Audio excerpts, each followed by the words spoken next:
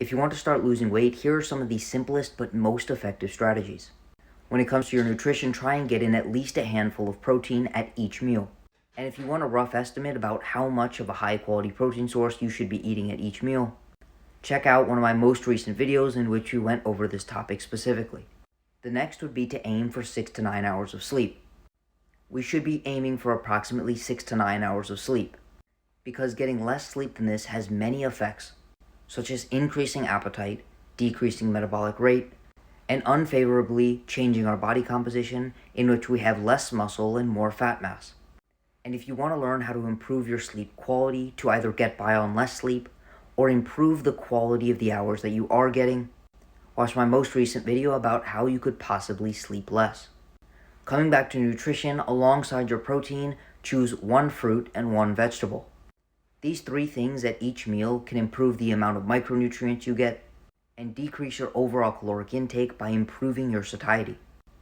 Another thing with nutrition is simply trying to choose foods that only have one ingredient. These include things like meat, eggs, dairy, fruits, vegetables, grains, legumes, etc. Next, you will track the amount of steps that you're getting every single day for the next 3 days. Then simply make it a goal to get 500 to 1,000 more steps than this every single day. The next is trying to do some sort of resistance training at least 3 days a week. Yes, building muscle can help us eat more calories without gaining weight, but the main benefit is that it can improve our body composition, even at the same weight, meaning we may have more muscle and less fat at the exact same body weight.